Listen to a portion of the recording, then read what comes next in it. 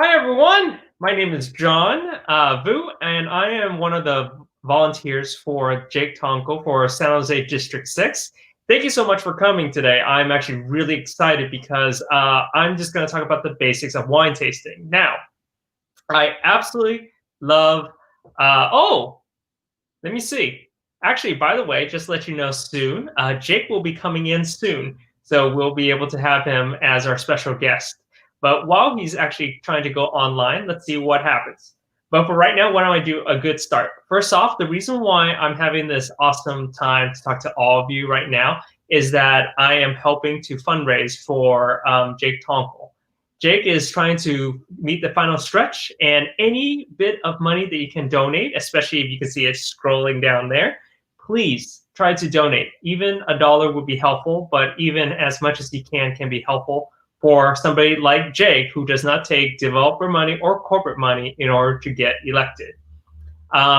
In addition to that, many of us volunteers have been doing some videos throughout the day on Facebook, Instagram, and Twitter, just to be able to get the word out, but also to show some stuff that we all enjoy. So first off, mine is on the basics of wine tasting. Earlier today, I talked about Vietnamese pronouns, and you guys are welcome to watch that. All right, so before I even pour the wine, and for those who are watching, please don't completely judge me based on the type of bottle. I'll explain that later, but I want to recommend two books. There's a book called Wine Folly, called The Essential Wine Guide to Wine. Looks like that you can get on Amazon.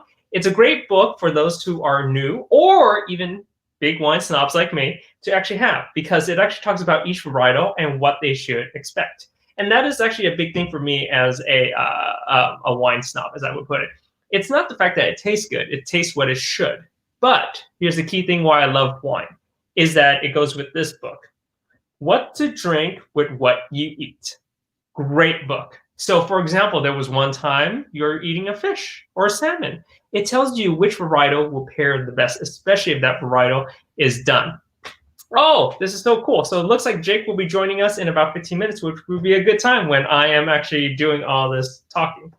So I'm going to talk about a few basics. First off, this whole entire thing is me talking to somebody who's never really fully understand wine. It's kind of like me and coffee. I just drink coffee, but there are experts out there. For me, I would consider myself as a wine snob, as you would put it, and I don't mind that title at all. I have nearly every single variety in my basement, and my significant other and I actually keep it very, very cool, and so that it can last for a long time. I wish we had a wine fridge, but those do cost a lot of money. And but if we did have a wine fridge, our wines would last longer. But we do try to enjoy it, especially during this quarantine time. So today, I'm actually presenting you guys the 3 wishes right here. It's a cab called 3 Wishes, and guess where you can get them? You can get it at this wonderful place called Whole Foods. Now, when you hear Whole Foods, you're just like, that sounds expensive. Well, here's the funny thing. You know, at Trader Joe's, they have their $2 chuck, which is now $3.50 chuck, Charles Shaw. This is actually the equivalent at Whole Foods, and it's only $3.50. Now, if it increased in price, maybe up to $4 now. But surprisingly, I'm a wine snob, and for $3.50, this is a great everyday wine, and I highly recommend it. I'm shocked. It should be more than $3.50 because I've tasted bottles that are $10, and it doesn't taste that great. Highly recommended. Throughout this whole entire process, I'll talk to you about how to score it and understand it later. But first off, I have something called foil cutter, and it always has foil or a screw top that you can get like for white wines. Some red wines have it too. And you just get it off. If I fail during this interview, this is not good at all. Oh my goodness. This is actually much more difficult than I expected. All right. Well, the foil is not coming off. Maybe the foil is very strong. That's, I promise you, it's not anything bad. But yeah, a screw top. Some people are like, can a screw top be worse than a foil? Well, technically not. Oh, this is actually not foil. This is actually plastic. Well, that's where the $3.50 comes in. And I also have this device. You can use a regular wine opener too. I use it because it just makes my life much easier and faster. And the cork that's actually in here is actually a plastic. I've seen, wood, plastic. The biggest thing about the wood one is that it actually helps with the overall taste. But the problem is that if they didn't make the cork correctly, then the wine will go much worse. Plastic, on the other hand, is very neutral, nothing that much. And it's also, you can only recycle for a plastic part. So I'm just going to pour it over, but before I have Roman show the slide, I'm going to talk to you guys about a few other things too. So let me first pour out this as much wine as I can so I can show you. Trust me, it'll be a long night. So I have this thing that you can buy at Amazon. It looks like a vacuum tube, and you just put it on here. I use it all the time so that you can keep your wines as open as much as possible. And the way you know when this is done is, you hear that click? That means you've sucked all the air out because the air oxidizes the wine. Now, some people say, let the wine breathe a little bit. Now, it depends. If it's an everyday wine, you could let it breathe, but since it's an everyday wine or not a great wine, this is actually a good wine. It's just not great. I'm not going to oxidize it. Technically, the wine glass that you have, you can oxidize it as much as possible. So, Roman, if you can show up the slide whenever you can. So I'm going to talk to you guys about the basics of the wine. So I already talked to you about all these other stuff. So like a cab, for example, in the spectrum of all the red wines. Let me see, Roman, if you can zoom in a little bit more. There you go. That looks great. So before I talk about those three topics, cab is actually in the darker area of all the reds. Now we have white wines, red wines, rosés, and dessert wines. Reds is a very common one. It has tons of varietals. There's even movies based on it, why Merlot is not that great. But by the way, Merlot has a bad reputation. If you actually taste a good Merlot, oh, it's silky, absolutely delicious.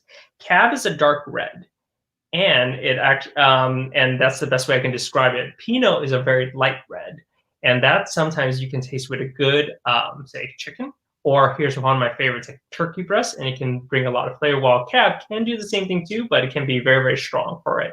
Then there's also white wines from many spurs varieties, rosés, and dessert wine. Dessert wines, in case you haven't had it, most of them are made with brandy, and it's you would not want to have a dessert wine this much. I think you will get drunk after this. Compared to this is a little bit over a glass of wine. And the reason why I have PayPal on it is that that's my company, just in case you guys are wondering.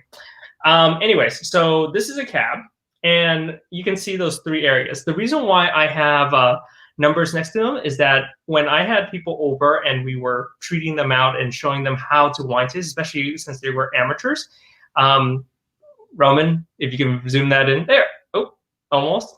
Hopefully you'll get back to what we saw earlier. But anyways, I'll continue to go on. But each one of those I use as, like, points systems.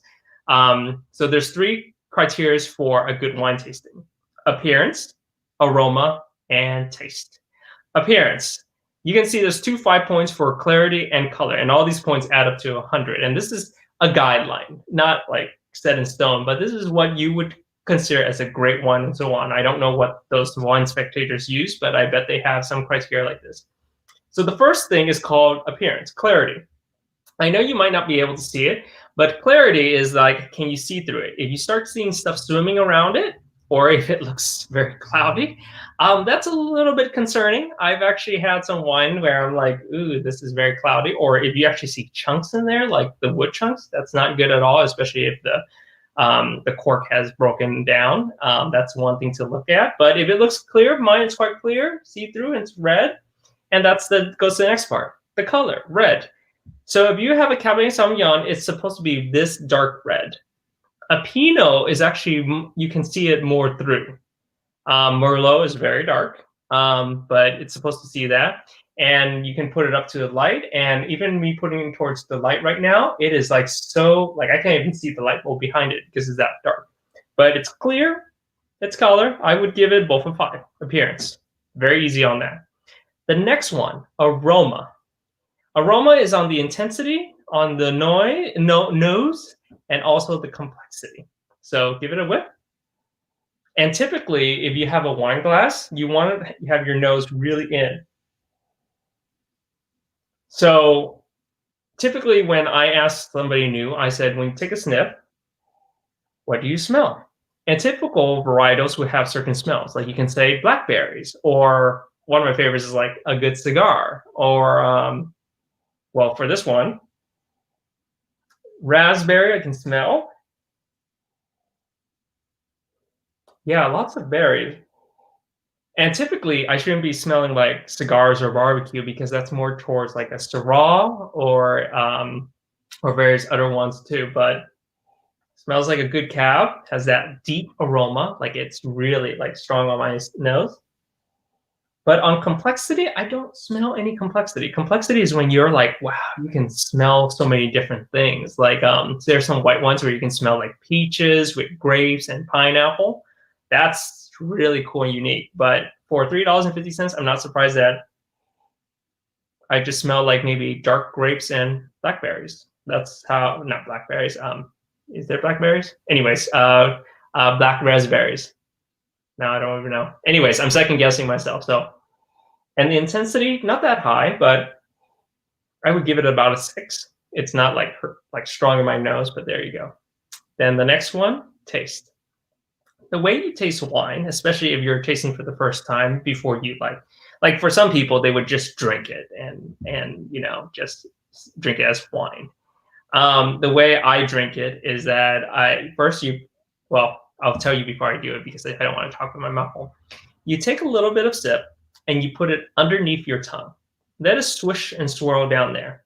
Try to take the first taste and then let it swoosh around your tongue so that it goes on all the glands. Swish it around and try to figure out your brain, like, what are you tasting? What is in there? And then you swallow it, which goes with the finish. And you want to be able to see, does it taste different afterwards? So let me take it.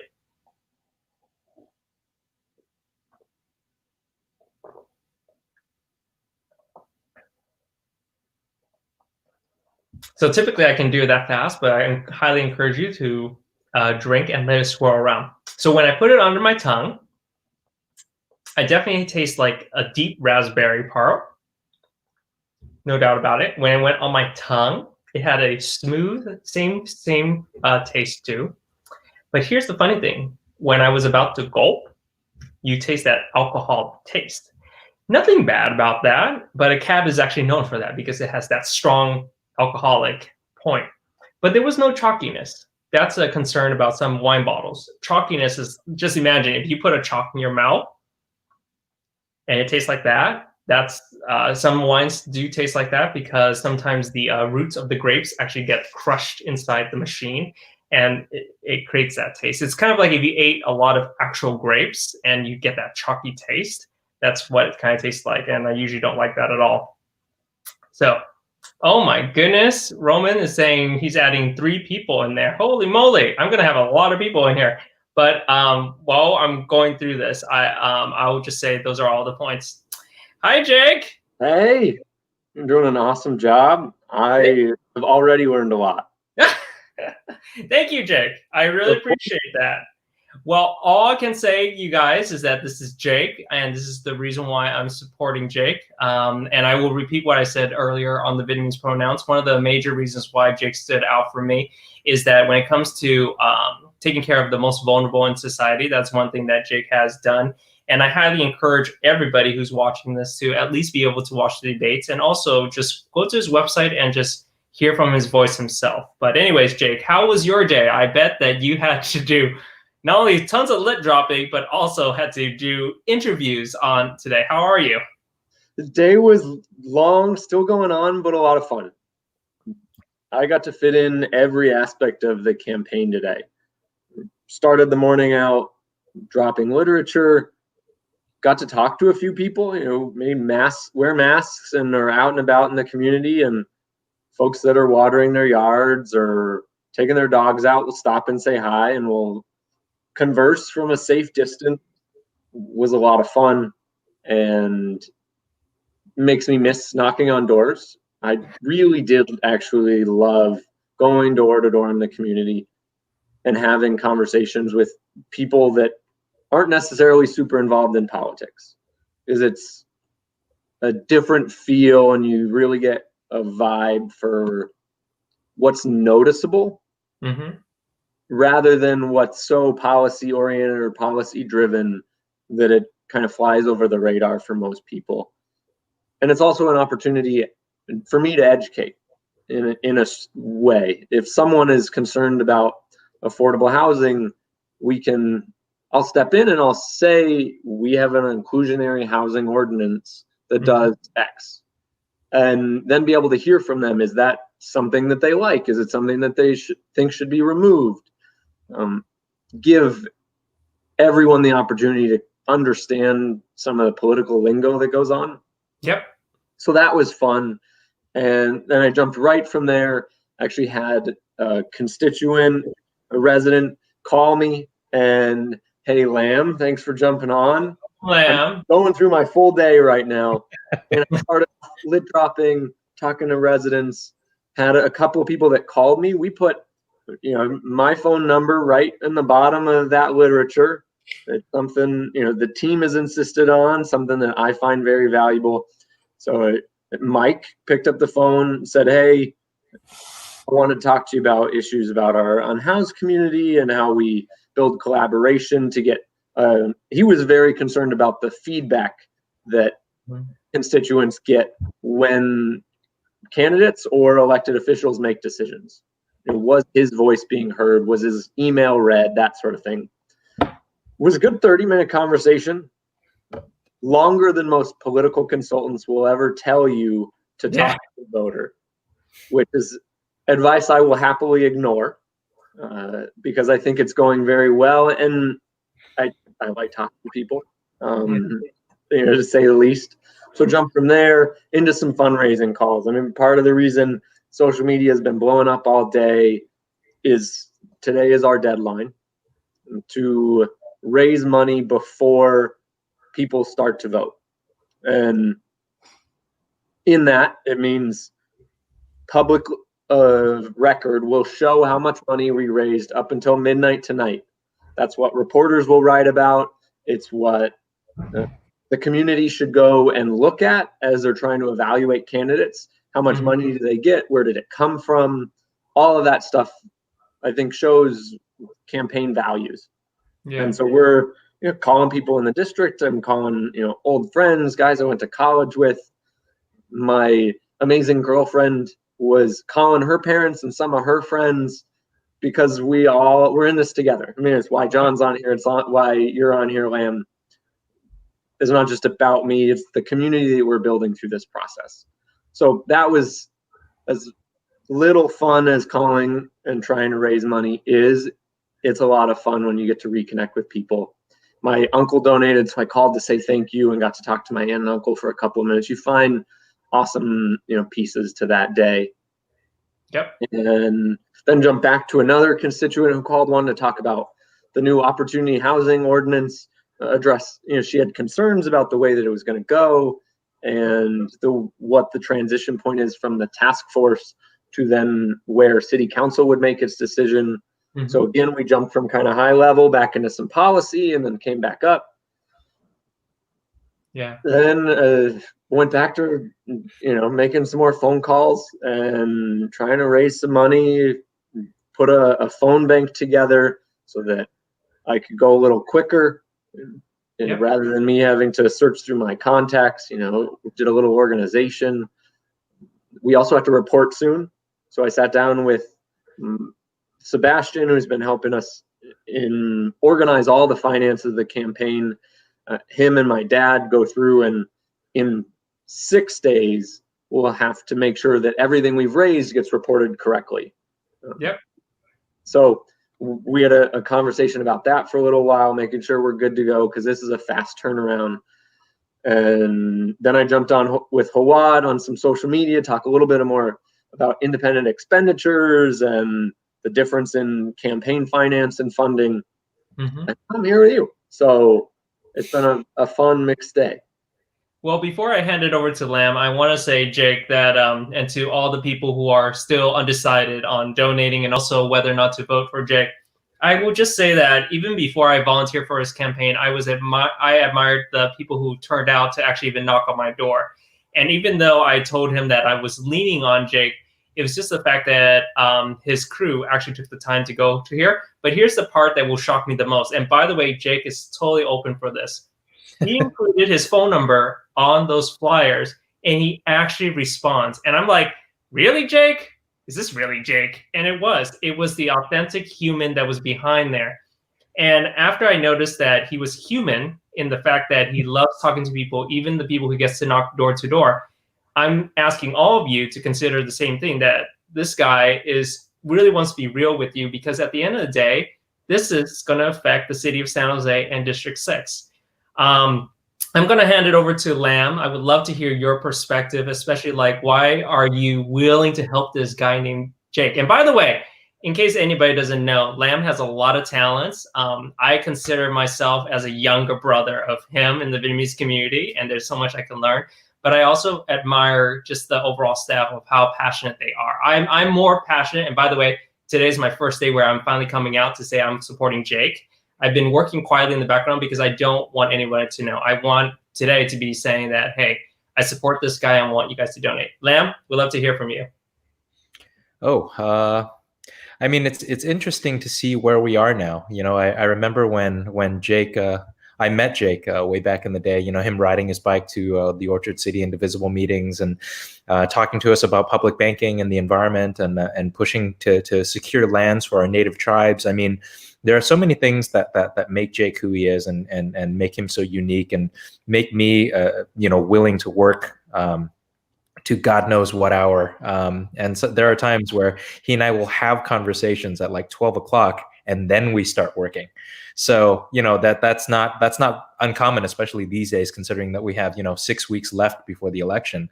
But the one thing that always sticks out to me about Jake is, so I don't think that by now anyone, it's no mystery that Jake has knocked on tens of thousands of doors. Like, I mean, the sheer volume of doors he's knocked. But there's one very important thing, though. It's not just about the number of doors that he's knocked on. It's about the fact that he's willing to, if a constituent wants to have an hour-long conversation, he's going to do that. If a constituent wants to have an hour-long conversation on the phone, he will do that.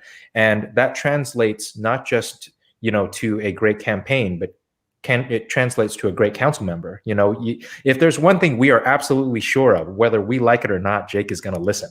You know what I mean? And that is, you know, even in the moments in which, you know, I'm sure I'm not the only one, but you know, all of us on the campaign who have our panic moments of holy crap, like we're exhausted and we don't know if we can keep going, and we can voice that to Jake and we can hear from him, and we can wrap our minds and our hearts around that moment in which he revitalizes that dedication for us, because he's not going to stop. So we have no excuse. We can't stop either. And that's one really fascinating aspect of how and where this campaign has gone, is that regardless of how long we've been doing this, and in some senses it feels like 10 years, and in some senses it feels like 10 weeks. But the one thing that is always true is that we, especially all of us who have been here for a long time within this campaign, we all feel like every day we wake up and we realize why we're fighting. We realize what we're fighting for, and we realize how important it is to keep fighting. You know what I mean? And that's something that Jake is very, very good at reminding us of. And I strongly encourage, if anybody has any questions and so on, please go to our website, shoot an email and so on. I can promise you that most likely Jake will be the one responding, because at the end of the day, your vote does count, and your vote will be the decision where his policies will carry out. But again, mine comes down to equality and also equity that we definitely need, not only in our country, but definitely in our city too. Jake, heading it back to you. How do you feel about all the love that we're giving to you? It's awesome. I mean, I know you guys do it every day. We feed off each other when things are going well. We're very fortunate that momentum, I think, is very much in our favor. We've got a lot of excitement, a lot of energy, and whether people are introverts or extroverts working on the campaign, everybody lifts each other up, and it keeps me going for sure. I will have to say, you know, the team makes it so that I can be responsive, so that I can listen. There's people that allow me to do that in the background, and I love that.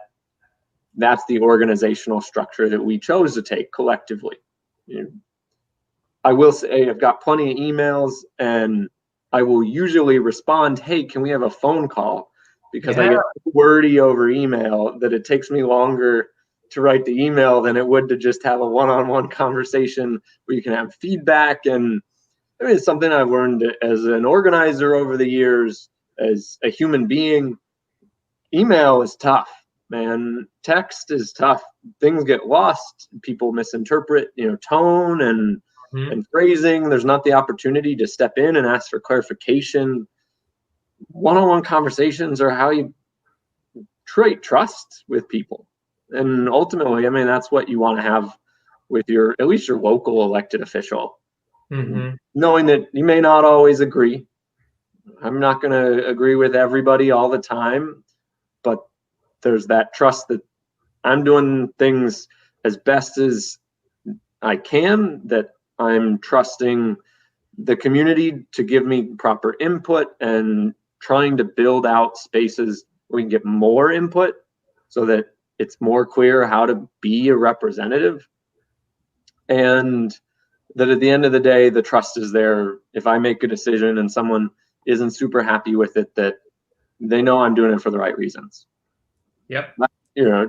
Circles me back to why we're running a corporate free campaign and why it's so important that we have so many amazing people willing to throw $5, $10, $500. It happens. We're excited when it does, but we know that that's not everybody. And so every dollar is valued just as much. Every donation is valued just as much, because it lets me represent everybody equally.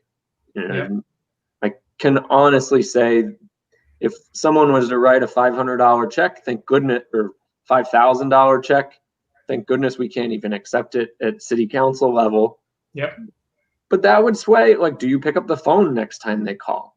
Sure. Like, versus do you pick up the phone from someone who's never donated to you? Like, whether or not it's conscious or subconscious, it absolutely plays into it. And our ability to diversify, who we get money from and why, really creates a space where I can feel comfortable answering the phone for everybody. Where, I'm not going to hang up on someone so that I can take another meeting with someone who's donated a lot. Like, I knew going into politics how detrimental I thought money in politics was, but I get to be a little naive, excuse me for saying sometimes, and say, oh, it'd be super easy to go in and just take whoever's money you want and then not pay attention, and not care, like, where you were funded from. That's hard to do. It really is. Whether you're morally idealistic like I can be sometimes, or whether you're more pragmatic, at the end of the day, what we've been able to put together is a stepping stone so we can get to a system where that doesn't matter. Nothing's going to be perfect, and we're just trying to make it a little bit better, and we're doing I would have to say, a really good job at that. Yep. So, Jake, I know that your time and Lamb's time, your time is definitely valuable. I know you guys have much more stuff later tonight. Could you help the viewers understand that if they donate, whether it be $1, $5, even $500, how is that money going to be used, and how can it help your campaign much more? And again, to everybody who's watching, remember, one of the things I admire about Jake is that he's not accepting corporate money or developer money, which is big for me, because if I ever ran, that is a tough decision, because that's a lot of money, but you are relying on the grassroots of these donors in order to further your campaign. So I'd love to hear from you, Jake and Lamb, if you guys have any insight to help these viewers.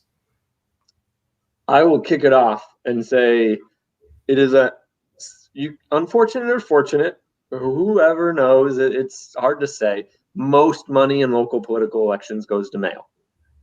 It's an expensive piece of the campaign that is needed. And that's why we're so incredibly fortunate to have someone with an amazing skill set like Lamb, because going to consultants to design a mail piece can double the cost. Lamb has done some amazing work and revamped that work, and it's beautiful and it's professional, and I expect nothing less from him at this point. Incredible value. I mean, literally, Lamb has saved us as a team tens of thousands of dollars at this point. And that's friendship, which is amazing. but when it could cost us $1 per voter to send out a piece of mail, and it costs us 50 cents instead. That's what our volunteers allow us to do. That's what Friends can really make up. And it's the core of what's made us so successful. So we're spending about 50 cents per mail piece. And there's 55,000 voters in the district, but only 30,000 houses. So if we wanted to just send mail to everybody one time, it's 15 grand. Yeah. We're looking at a budget that's hopefully, end of tonight even, we might hit our $100,000 goal, which is huge, probably unprecedented in city of San Jose for a corporate and developer-free campaign. But that goes a long way. And then we're trying to fill in with other, creative options, social media. We can reach like 20 people per dollar. It scales up as you have kind of these cheaper mediums, but they're also harder for us to confirm who did we really contact. Yeah. Facebook will tell me, and if anybody listening has a page that they manage, you can see number of people that have viewed it, but you don't get to see who. You don't get to see that they're registered voters. You don't get to see where they live. So mail is one of the strategic pieces. Knocking on doors is the other. And it costs us money to print the literature just to go door to door. And Lamb has also designed that. So he's works on some amazing stuff. So I will kick it to him to kind of talk about, yes, Lamb rocks. Thank you, ANL. Yeah, this is, they say it just as good as I can. It's amazing work. So Lamb, walk us through your process, or I don't know, share some of the genius. Whatever. I'm gonna twist it on you a little bit here. So we talk a lot about money and the logistics and all that kind of stuff, but we don't talk about why very much. We don't talk about what the importance is of doing what we're doing. And the thing I love most about Jake, and the thing that frustrates me most about Jake, is how specific he wants to be when he talks to constituents. If anyone got to see what our mail calendar looks like, it's literally 10 different pieces of mail. And every single one of them is painstakingly written by our team. And every single bullet point and every word within every bullet point is looked at, modified, and catered to the audience by Jake. He cares about every single message that he puts out there, which can leave for a lot of very long nights when we're going back and forth. But the attention to detail and the care that he puts into his message and the care that he puts into his solutions is the reason why I'm willing to work till 2 a.m. to get these things done. It's because there's a criticalness to that message, and there's a criticalness to the dollars. Like, I don't even know if criticalness is a word, but it's really easy from where I am, because I work in the state Senate, to get really cynical. You start to think about big problems. You start to think about things like $4.5 billion for mental health care in California. But then when you're working with Jake and when you're working within the scope of the campaign that Jake is trying to build, you get to remind yourself that it's about individuals, that it's about people, that it's about the conversations that you have and the needs of a single mother living in an apartment complex, or a person who might be, housing insecure within the next week and a half. You get to think about every single face and name of every person that struggles within the district and within the city of San Jose. And that's the one reason that, regardless of how tired I am, regardless of how much we're doing and how many different campaigns we're working on, those are the people who will not have the resources to help themselves, will not have the ability to find those resources without the help of a great city council member. And the reason why that money that we're raising is so important isn't necessarily just so we can get the mailers out, but just so we can make sure that the people who need to get the messages before the election. And for lack of a better way of saying it, those messages specifically speak to how many constituents Jake has spoken to and how clearly he is focused on making sure that the concerns, the actual concerns of people with faces and names and addresses in D6 are actually having their concerns heard. And that's incredible. Lamb, I have no idea what your job at the state senate is, but you sound like an amazing chief of staff, because for me, at my work as a program manager, that's exactly what I do for product owners. I need to be their voice, but I need to exactly understand what it is, which goes back to the viewers. I just want to say, that's one thing I learned about Jake. You know he's going to be consistent about his message. You know where he stands. And I even told this to Jake when I volunteer. I said, dude, I might not agree with everything you say, but at least I know where you stand on it, and I can live with that. It's much harder when you see somebody who flip-flops or basically becomes a hypocrite on it. And I don't really believe Jake. Actually, I'll say this. I know Jake will never go back against the words that he pushes out because that is truly what he believes in. So, yeah. Agreed. So, Jake and Lam, I don't want to hold your time. If there's anything else you want to say, there you go. Otherwise, we can let Roman let us go too. Or I can finish up my wine. You guys tell me. Donate. Come on. Please. Yeah. Everybody, a little bit helps. And you never really know until you try. As I said, the team is trying to raise money tonight. If you're somebody that's already donated, you may know someone that you can just vouch for me. My college roommates, girlfriends, godparents donated today because he reached out and asked. They live in Clifton Park, New York, where I went to school, where I went to college. It's one of the interesting things. I mean, we're kind of being attacked at some points in the campaign for me having money outside of San Jose. I went to college in New York, even though I grew up out here. I was in the Peace Corps in Morocco. So I have friends that live in DC, in Maine, in Ohio, in Portland, in Seattle, in Denver. People all over the country just Hey, Ronak. They connect with each other and their friends. Hey, Ronak. How's it going? It's going great. I mean, it's an awesome day. It was like 5 when we blew past our 1,200. Get that number right. 1,250 donor goal. Hey, let's go. Blowing up when all day, which is great. I mean, it's humbling, it's exciting, and I'm sure it'll keep blowing up throughout the rest of the evening, which is awesome. And hey, you didn't need developer money to do that. No. Well, the one thing that Sebastian and I talked about on the Instagram live that we did was that, it's easy to get cynical, and it's easy to take those moments and realize that your one vote or your $1 or whatever it is inconsequential. But looking at the goal that we had, the 1,250 donation goal, means that if you get enough drops, you can fill the bucket. And in this particular case, every single drop is also a voice. And so when you're talking about 1,250 donations, you're talking about 1,250 voices that can speak together. And that's pretty special. So true. I didn't touch on it, but it's coming to mind now. We run a campaign that's focused on trying to get more input from the community. Before, knock on wood, I get elected to office, that input means driving new people to vote. Yep.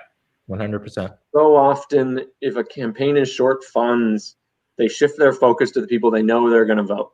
Yeah. Can I convince people that are going to vote for me? Rather than can I convince everyone in our community that deserves to have a voice in this process to vote? It's something that we're excited to roll out and continue to focus on so that with every dollar, you are reaching into someone in the community that may feel disenfranchised, but it doesn't matter. And you're helping us bring them into the political process, into the community building process. So that's pretty cool too. Yeah, I remember when I first joined and started interning, there was the first set of things we did were COVID phone banking.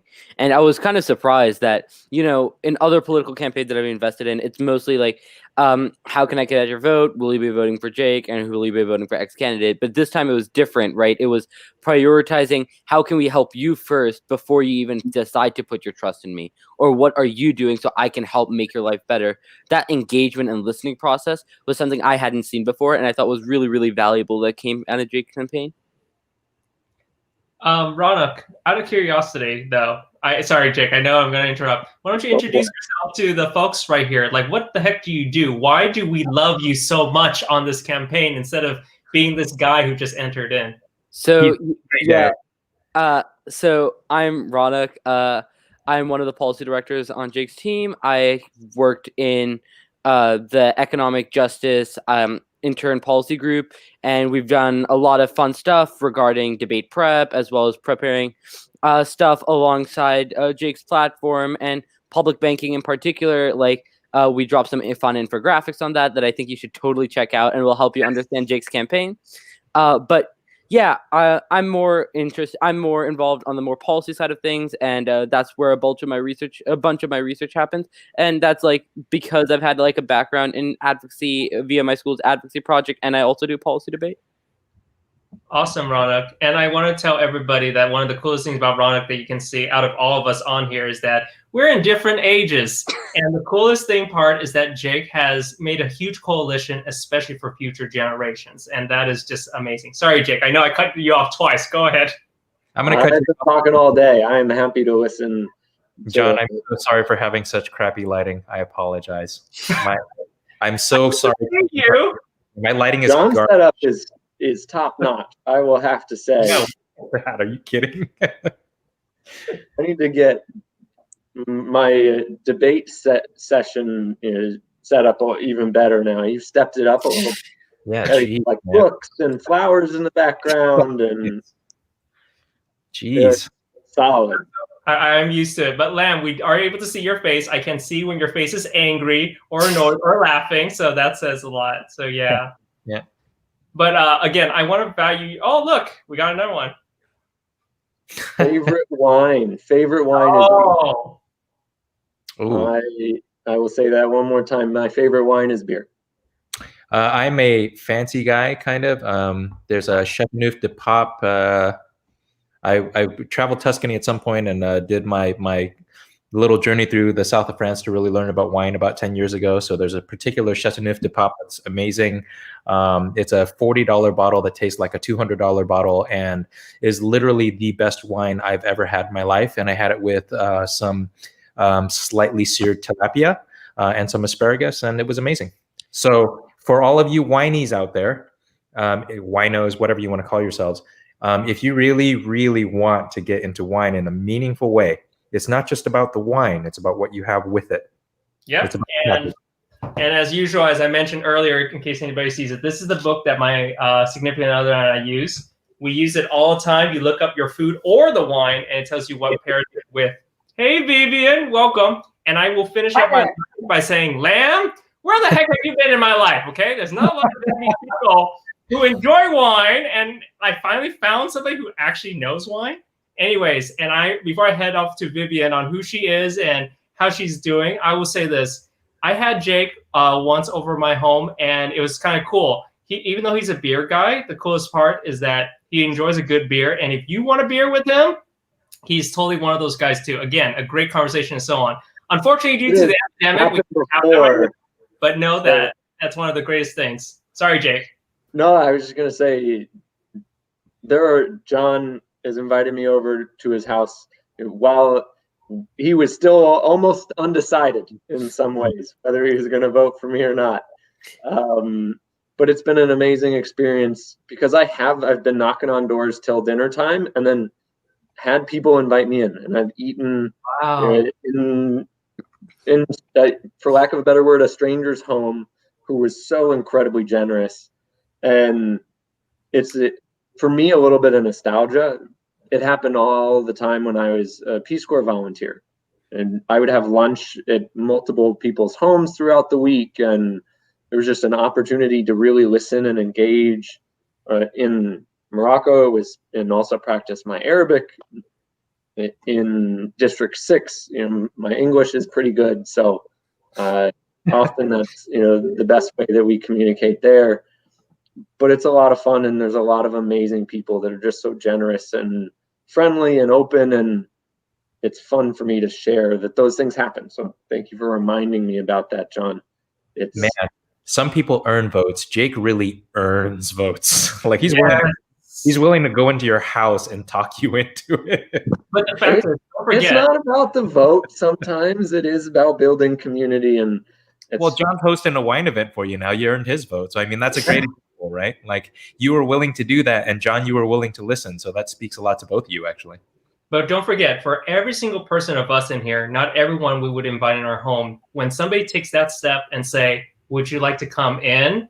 That is a big step. And that I'm getting emotional because if somebody invited me to come in for a meal, it means a lot. It's a really welcoming community. So anyways, before I get too emotional, Vivian, welcome. How are you doing? And what do you do on this campaign? And why do all of us love you? You're too kind. My name's Vivian. I'm one of our outreach coordinators. I yell at people to get on the phones. Just kidding. We are a volunteer-based campaign. We don't force people to do anything. I finished up lit dropping a while ago for Jake, and also Omar Torres, who's running in area number 7 for the San Jose City College board. Great candidates, both of them. Still have the granola bar that I took for the road that I did not end up eating. I'm so sorry. But it was a good time. Gabriel and Mira and I live streamed it on Instagram, at least like until Instagram kicked us off. So you could only have a live stream go for an hour and a half, and that basically was like 3 hours of walking because I kept getting distracted by the stream and not like looking at PDI properly. Gabriel kept yelling at me to switch from map view to street view, so I would stop getting confused. And generally, we were all losing our minds. So 3 hours of walking, but I got my steps in, so that was good. Yeah, I feel like this is why we volunteer for the Jake campaign. Because we want a better San Jose, but also it's a lot of fun, and you meet like a lot of really cool people. I think everyone on this live stream is pretty cool. It's really interesting to hear everyone's stories, how they got involved in the Jake campaign, like what their life has been like, in the Bay Area, coming to the Bay Area. I think the Bay Area is such a like unique place in the U.S. It's got like its own vibe to it. So I'm really glad that we have a candidate who's finally gonna up our vibes. Happy to do my best to up everyone's vibes, but I couldn't do it without all of you. I will let you guys continue on a conversation. I gotta go make a couple more phone calls before it gets too late here. John, thank you for the lovely hosting. And Lamb, Vivian, Ronak, as always, thank you all so much for helping out, for making this team work. And I couldn't be more grateful. And I said this on Friday in our whole team meeting. I'll say it publicly now. I could not be more excited to go into November with this great team. We're going to make a huge impact. I think we're going to surprise a lot of people. It's probably fair to say a lot of people see us as the underdog in this, but underdogs win. That's why we love those stories on TV and in movies, and we're going to make it happen. So it's good to see you all, and thank you very much, and I'll jump off now. Take care, Jake. Thank you. Stay winning, Jake. We should have a sticker that's like Jake vibes, like the new one. Jake vibes. You know how like they have those 3D, like the 3D effect that's like the groovy shape that everyone puts on their Hydro, and it's like Jake's vibes. That would be an expensive sticker, though. I don't know if we could get Pacific to print that. Yeah. What we really need is a sticker that says "Stay winning" and it's Jake with sunglasses on. That's cool. Well, Lam and Vivian, Ronak, you're welcome to stay. Otherwise, we can continue talking, or I can talk more about wine. Lam, please don't judge me, but before I even started, I did mention that I was introducing the 3 Wishes, which is the cheapest wine that you can get at Whole Foods, but it's a good everyday wine. That's the reason why I actually chose it. Before I end off everything so that we can continue talking. So for those who are watching, I know we had a huge gap where we got to hear about Jake, which was great. But if you ever want to taste a red wine and want to pair it with something, it's not always guaranteed, but have a dark chocolate with a good dark red, and you will be shocked at the taste. So first, you just take a bite off. So I'll demonstrate. So I have a dark chocolate from Hershey's right now. Mm-hmm. And all you have to do is just take a small bite, Well, that's not going to work, so I'm just going to bite it off. You put it on your tongue, let you taste it, then you taste the wine and let it swirl around, and you'll be shocked that it can change. I had a Zinfandel once where they gave me a particular dark chocolate at a certain percentage, and my mouth was a peanut butter and jelly sandwich. I kid you not. Yeah. Like the chocolate became like a peanut butter tasting, and the Zinfandel became a jelly. So that was the last thing. Anyways, Vivian, Rana, and Lam, did you want to mention anything? You're welcome to leave, or you're welcome to stay. Either way, I'll be here until my battery dies, which is at 44%, which is totally okay. I'm sorry, everybody. I got to take off. I'm going to go record a podcast. So it was great to talk to all of you and hang out for a little bit. We're getting close to midnight, so let's kick it in high gear. John, thank you so much for doing this, by the way. Thank you so much, Lam. Really appreciate it. All right. Bye, everybody. Bye-bye. Hi, Lam. I guess I was gonna say, I also have quite exquisite of a wine taste. I actually do enjoy a good grape soda, and I think having it alongside my lunch or dinner, whatever that may be, is a perfect accompaniment. Disclaimer: this campaign does not endorse underage drinking. We're not telling you to do anything illegal. Anyways, you guys make me speechless. Usually I'm the one who makes people speechless, so you guys did a great job on that part. Yes. Vivian and Rana, I actually don't know you guys like on your personal lives that much. Are you guys in college, in school, not in school? What are you? Or you just have the awesome young gene that just sticks with you, and I look like the old one. Vivian, you want to start? Yeah, sure. I am a freshman at BU. I'm doing that remotely this semester due to COVID. I'm studying classics and philosophy.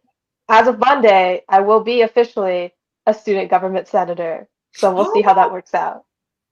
Wow. That's so cool. And philosophy. That is actually one of the few classes that I had to hit my head over and over because it was so difficult. However, as a person who's grown up now, I really appreciate it now. But when I was a college student, I was like, what the heck is all this? What the point is this? And then I'm like, nope, it's beautiful. Yeah. Thank you, Vivian. How about you, Ronak? I'm a senior in high school right now. I'm like in the midst of a debate tournament. Like our round just finished about an hour ago. So that was fun. Speaking of philosophy, we debated Baudrillard, which is always fun. Postmodernism is interesting to say the least. But yeah, I'm nerd for like debate stuff, and I'm the policy debate captain for my school's team, but I'm also the immigration issue team lead for our MIDI advocacy project, where we worked on like a host of policy proposals, and have actually helped lead campaigns to overturn legislation that we thought was problematic. One of our biggest hallmarks has been like overturning or creating the exemption for the 15-mile rule in California, which is a pretty hallmark achievement. Wow, Ronak, I did not know that about you. That's really, really cool. And actually, just to let all the viewers and both of you know, my heart about immigration changed significantly. So for those who don't know, in the camera, I'm a very devout Catholic, and I had a wonderful priest back at my parish who was all on social justice, and he helped me understand immigration in a beautiful way. He made me from being a hardline person when it comes to immigration to, holy moly, there's a human face behind every single person who is struggling through that. And I am just glad that I had that change of heart, which allowed me to see more areas in life where things are gray. Things are not black and white. And actually, one thing I learned from philosophy, the only thing that is black and white is mathematics. And I still believe that to this day. You cannot argue. Think about it. 0 plus 0 will always equal It's really funny. Wait, but why is 0 like, equal to? That seems like that's like an axiomatic statement, right? Oh yeah. No, I actually proved 0 plus 0 in my math class. I'm actually a math major. I remember I had to prove that, and I'm like, wow, that's a difficult problem. So, anyways, sorry, Vivian, you were about to say something? It's funny because I feel like most philosophy classes, like intro philosophy classes, like that's what I'm taking right now because I'm a freshman. And there's no AP philosophy for you to test on like intro philosophy. Sorry, Roderick. But like right now the philosophy class I'm taking is politics and philosophy. Right now we're reading Hobbes and Locke. Before we were reading Goldman and Rothbard, which is interesting because Goldman is a anarcho-communist and Rothbard is an anarcho-capitalist. So very interesting discussions there. But like the first thing that we did in class was our professor on Zoom was like, everything is relative. Do you disagree or agree? And I feel like a lot of philosophy professors will start off their classes with this, and then you'll eventually get to a point where someone says, but that is not a relative statement, right? Like that's an objective statement that everything is relative. So either everything is relative and that statement itself is also relative, or that statement is objective and not everything is relative, because that's at least one thing that doesn't fit with the rule. And so he was like, you can't believe everything is relative because that's contradictory. And when you contradict yourself, then you slide into nonsense. So I think the energy around like the sort of dismissal of everything as relative in like today's society, I think it's like a misdiagnosis Yeah. of like of the problem, right? Because people generally say like, well, people have disagreed on so much, like there's so much polarization in American politics, how can anything be objectively true when we can't seem to agree on anything? Like if you look at, Ruth Bader Ginsburg just died, and yet people seemingly cannot agree on what the next step is, right? But I think that is like a misdiagnosis of the problem here. I feel like the problem is that when you grow up in like a sort of like, and I'm just like talking about myself here because like I know there are other societies besides like what we would call like Western societies, but I like don't have experience growing up in those. I feel like when you grow up in a generally like Western society, you have these like principles that you grow up with that you don't really question until later in life, right? And then when you grow up, you start questioning things like, oh, maybe like heterosexuality is like not normal. Maybe that's like not for everyone. Maybe there are like other genders besides like male and female. Maybe, not every single immigrant is out to get like the Native Americans. And by Native Americans, people mean like WASP. They don't mean like actual Native Americans. And so people start questioning these things and they think, well, all of these assumptions that I grew up with suddenly are like overturned in my mind. Everything must be relative because what I grew up with is like no longer true. So I don't have a basis for like my worldview anymore. When in fact, what happened was like your worldview was a bunch of like miscellaneous points that you grew up with that you didn't really like question and think like, is this logical? And so like I think the solution to that is for people to, actually question like their worldviews and come to a point where they find something that's like coherent, not to just say, oh, everything's relative, nothing is true. Because if that's true, I mean, I might as well just not go to school then. If nothing is subjectively true, why am I paying so much money to go to a university to learn things that aren't true, Yep.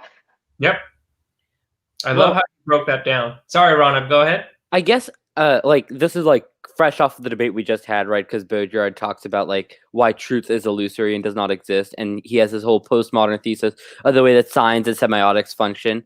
But I think it's an interesting question to pose, right?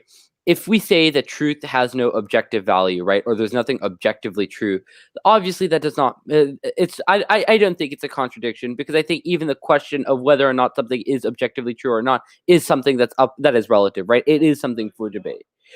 So I think then the response to be like, it would be futile for like my education, etc., is exactly what a lot of these postmodernist authors have critiqued, right? That we are living in a world where there's such an information overload, where we're unable to discern truth from fiction, and the line between the two has blurred. So for us to claim objectiveness or the will to transparency or the will to truth then is also an ideological statement, right? Because that has no longer existed, because we live in a copy of simulacrum. I will say that you guys have aced my brain in multiple ways. I only got 2 degrees, which was computer science and mathematics, and I call myself a stereotypical Asian, but you guys are just expanding my brain. I will give you this on the spiritual part as a Catholic, that I believe that every single human should always take the time to just take a step back and not be impulsive. Now, I don't know how you guys would do that as on the philosophy side, but I believe that everybody should be asking more questions about certain things instead of making a decision so quickly sometimes too. And that's why we have so much division in our society where people just say, oh, just listen to this one thing and make a decision from that. I fall to that temptation too. But I love what you guys are bringing because, Vivian, your relative and objective just blew my brain a little bit. I'm just like, huh, that's a insight I never thought of. But I believe that every single voter in our country should just take the time to really try to fill in more gaps. Like I'm the type of person that I want to have much more information as much as possible before I make a decision, because my decision can change in the future, but I hope my core value stays the same. So yeah. I actually think and I would go ahead. I would like really urge people to like get interested in local politics, because I feel like I didn't know a whole lot about San Jose until like I started like researching like local politics. Like everyone is so hyper focused on like the presidential election or on like Ruth Bader Ginsburg died. No disrespect, but like people are like very focused on that right now. That gets like national attention, right? And I feel like local politics, like I did a parley debate in high school, which is like policy debate but worse. So like I think both Ronak and I know that like a lot of these like resolutions that we like debate about, like they're like often like about global issues or like national issues. They're very very rarely about like local issues. And I think, you know, it is harder to write resolutions on local issues because they have to be like customized to whatever like area you're debating in, right? I mean, occasionally we would get like statewide issues like on PG&E. That was basically about as like local as it got for me, at least. And so I feel like, you know, finding like different organizations that focus like locally, like for me, that was my DSA local. For you, it might be like another organization. You know, there are just so many like in San Jose, like San Jose Strong, for example. I would really urge people to like reach out to these organizations and like figure out like what's going on in your neighborhood. Because when you sort of like grow up with like a like what you learn in like high school econ classes, it seems to like back up devs arguments. Like, oh, we have to let developers like do whatever they want. That's the best way to get like affordable housing for everyone. It's to incentivize developers to build affordable housing by exempting them from like taxes and fees if they build a certain like percentage of their next development as affordable housing. And conventional economic wisdom would say, yeah, that's how you get more affordable housing built. It's by, you know, controlling like supply and demand. But when you like start researching like how has this actually worked out in the past, like how has this like actually you know, played out in San Jose and like other cities across the US, like when you start looking at that, you realize like this has been tried before. It hasn't worked, and we need new leadership in San Jose. We desperately need it. Yeah, if I can add on to that, I think it's also like a product of the way in our education systems we have sort of understood we've like localized things to be a singular perspective, right? Instead of understanding a broad variety of things. And the impact of this is like that everything, all of our analysis of both economy, of economics and like history is all rooted in like the dominant perspective, right? What did the people who have the power believe in as the good method for society to invest their energy into? Unfortunately, when this is implicated for the average person in the real life, i.e. kind of what Vivian was talking about how in San Jose, these investing in corporations and corporate developers has historically failed, it proves that it's something starting in our education system that prioritizes a dominant mode of thinking that prevents us from theorizing of alternative perspectives that challenge that but might be effective. So that's a little bit of my 2 cents. And I think that's especially true like when we think of AP Econ. And I know in my class we're pretty like focused on why like zero constraints on the market is fantastic and any constraints would decimate our economy, right? We've been indoctrinated into a world that's like telling us that constructs threats, right? Of like if we put any regulations on, it'll result in them leaving California radically, right? Like the Uber case, right? Or Lyft case, where they'll radically leave California, and then all of our economy will be devastated. That's obviously not true. And there's some sort of fear mongering that happens in those deliberations. But it's a process of the way that we've been indoctrinated within just our education system.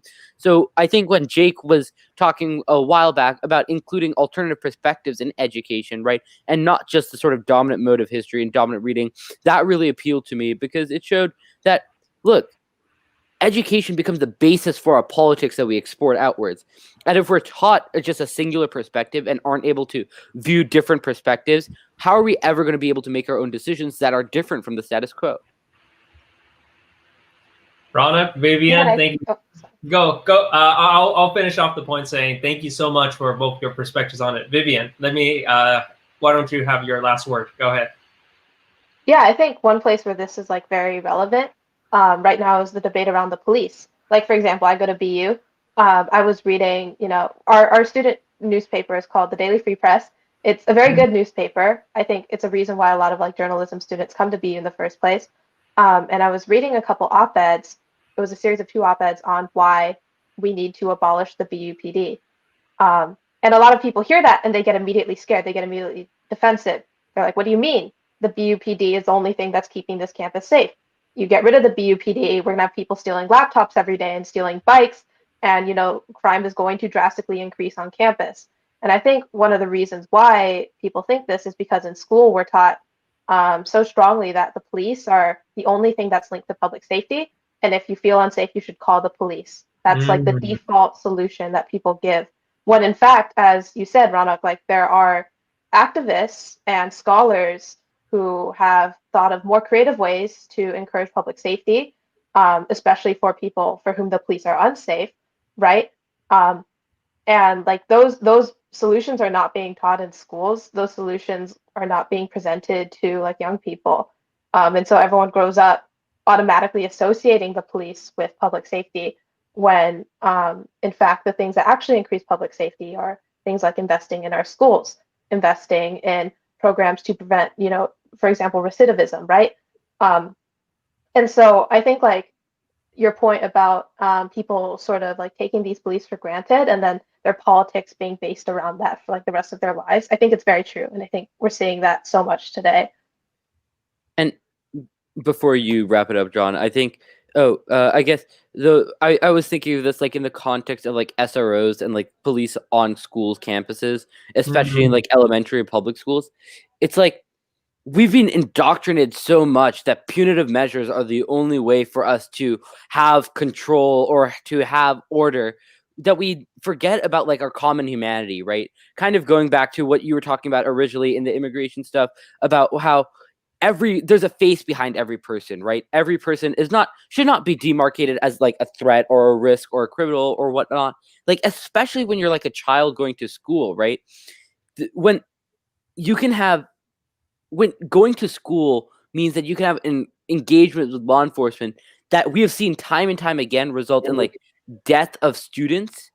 It's obvious that like things need to like be a little bit different at the very least, right? That there are mechanisms for us to help students, like even the students we deem as like problematic, right? To become better, right? To become like they're children. It's like we're meant to teach them, educate them, make them into like functioning members of our society, and then we're like, but punitive measures, right? Instead, we need to work on like, I think even in like the Catholic social justice frame of ethics, right? Like I'm taking a class in that for my school right now. There's a strong focus on like restorative justice instead of punitive measures, right? It's sort of bringing people together into our communities rather than pushing them out and furthering them away that throws them even down a worse path. We're able to build communities with one another by including them rather than being overly punitive, which is why I think even regardless of whether it's a Catholic perspective or it's like just an engagement with alternative ideas, it's important especially in an increasingly polarizing world to sort of ascertain information of what you may not typically agree with and things that go against the dominant strain of beliefs, because otherwise we'll be left with just the same old things that frankly haven't been working. Thank you, Rhonda, for that. And Gabriel, welcome to our crowd. Hopefully, it wasn't you entering into a huge, major philosophical question. Although I did learn a lot from you, Ronak and Vivian, no doubt about it. But Ronak, just to let you know, my whole entire faith has moved much more on that, where I try to see on the restorative justice much more. That is something that is not spoken that often. Gabriel, since you entered in, please, can you introduce yourself? Like, what do you do on this campaign, and why do we value you so much that you're helping us? Well, thank you for saying that the campaign does value me. I like to think that I do bring some value to the campaign. Hi everyone, my name is Gabriel. I am one of the policy directors, along with Ronak, who was just speaking. I've been helping out with taking care of research, helping snag endorsements from groups that we have similar like ideals with. I've also been helping out working with like doing research for the campaign so that we can be backed up in all our rigor and the policies that we put out. That's essentially what I've been doing. I've also I will be MC for the youth event we are holding this Friday. Very excited about that. It's going to be a lot of fun. Mira and I, well, Mira has put a whole lot of effort into it this whole past month. I put a lot of effort into it, really starting about this week with a little bit of work before, but it's mostly Mira's work. I want to compliment to everybody who's watching that one of the things I admire about Gabriel is that the policy and his team has developed has really helped really focus on what is Jake's voice, especially not only during the debates, but also on our website and also all on our social media. For those who didn't see when Jake was on earlier, I said to everybody that he's one of the few people that I know he's not going to pull back or be a hypocrite on his statements, because he is so firm and he understands why he believes in it. That is the reason why many of us want to pull our hair out, but also love him so much, because we want to hear his voice and we want to understand exactly what it is. That's why he looks at all our communications and so on. Anything else from, actually, before I end off the phone call, the only reason I'm doing that is because my laptop battery will die soon. Not soon, like in 5 minutes, but like in 10 to 30 minutes. Gabriel and Vivian, do you guys have any last words to help the viewers understand why the donation by midnight tonight is so important for our campaign? Jake and Lam has already mentioned about mailers, has already mentioned about the fact that we had over 1,200 donors, but why is the money so important to be able to help with this campaign? Gabriel, do you want to start? Yeah, I'll be happy to start. I mean, earlier in the day, Viv and I were out with Mira, lit dropping, and lit dropping. The only reason, like the only way we're able to do that is if we are able to print our lit, and printing lit, it can be expensive. So donations go to our efforts connecting with voters within the or residents within the district. I mean, donations, more than just being useful for like resources, donations also are often in the political sphere seen as like an indication of momentum of the campaign and an indication of support, and especially within a campaign like ours, which is a grassroots, no developer, no corporate funded campaign, because that shows that people like you viewers are such supporters that they are willing to give us some money so that we can cinch our win and represent them this November. So I think that might be maybe a new perspective that Lam and Jake might not have talked about, but I think very, very important to us in the campaign. Viv, do you anything?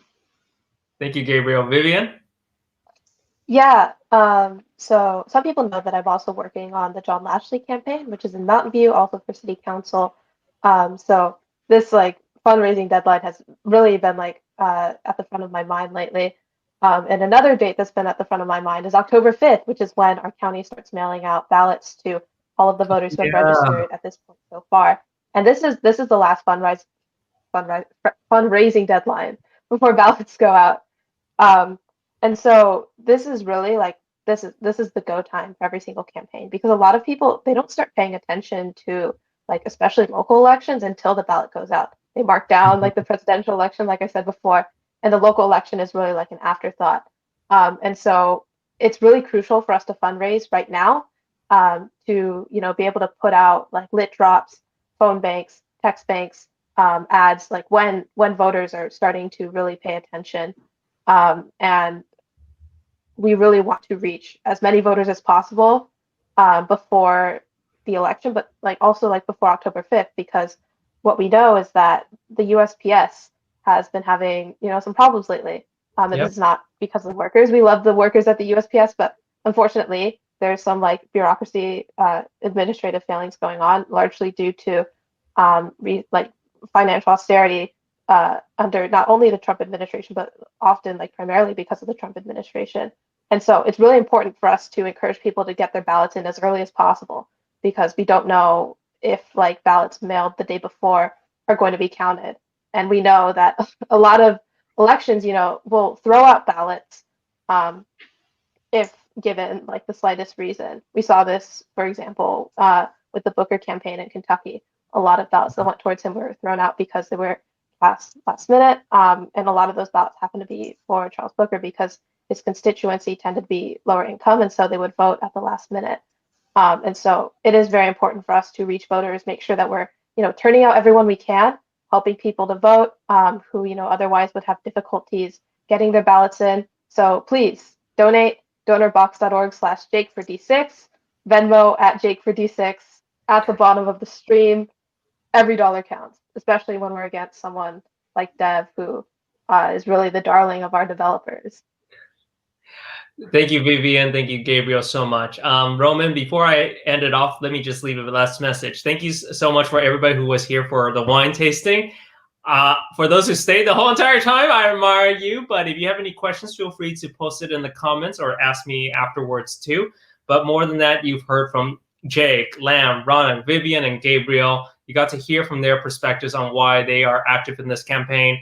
I know I'm just a volunteer and I'm just a resident of D6, but there's a reason why I chose today to tell the whole world that I am a supporter of Jake. And I encourage you to please not only donate, but if you have any questions, especially if you're a D6 resident, reach out, go to the website, and I can guarantee you will get a response. That's one of the best things about Jake is that his campaign and him sometimes personally actually answers you because he wants his voice to be heard by you, and you can make the decision at the end. So, Roman, I'm going to head. Vivian, Gabriel, do you have anything else before I end off the call? No, I think that was a great way to end it. Thank you, John. Thank you so much. Well, you guys take care. And Roman, thank you so much for hosting this wonderful live feed. And for everybody else who's watching, thank you and have a wonderful night. Thank you.